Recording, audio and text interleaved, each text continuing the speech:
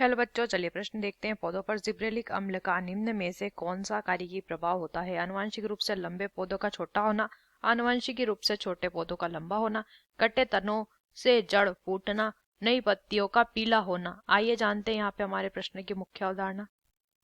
यहाँ लिखते हैं मुख्य अवधारणा। हमारे प्रश्न की मुख्य अवधारणा यहाँ पर संबंधित है, हमें बताना है जिब्रेलिक अम्ल के बारे में। देखिए, जिब्रेलिक अम्ल जो होता है ये एक प्रकार का क्या है? एक प्रकार का पादप हार्मोन ये होता है। एक प्रकार का पादप हार्मोन ये होता है, और ये पादप हार्मोन जो पाया जाता है पौधों में, इसका कार्यकी प्रभाव प्रश्न में पूछा गया है। क्या पूछा गया है? कार्यकी प्रभाव।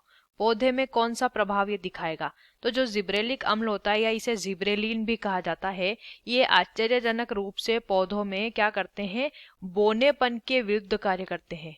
पौधों में क्या करते हैं? बोनेपन के विरुद्ध कार्य करते हैं, यानी कि पौधे में बोनेपन को दूर करने का काम करते हैं। एक उदाहरण लेंगे। देखिए, जो चुकंदर का पादप होता है, चुकंदर का पौधा जब GA3 क्या है? एक प्रकार का जिब्रेलिक अम्ल है। इससे जब इसे उपचारित करेंगे, जब इसे उपचारित किया जाता है, तो जो चुकंदर का पौधा बोना था, अब GA3 से उपचारित करने के पश्चात इसकी अक्ष जो होती है, पौधे की अक्ष, उस अक्ष में अत्यधिक वृद्धि हो जाती है। अक्ष में क्या देखी जाती है? अत्यधिक वृद्धि देखी जाती है। उसी प्रकार से जो वामन मटर और वामन मक्का का पौधा होता है, उसे जब जिब्रेलिन से उपचारित किया जाता है, तो ये भी साधारण आकार के हो जाते हैं।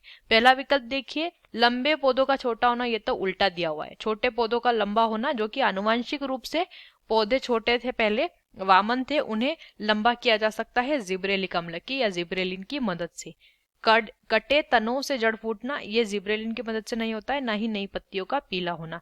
तो हमारे प्रश्न का सही उत्तर है विकल्प बी। आशा करते हैं आपको उस प्रश्न का उत्तर समझ आया होगा। धन्यवाद।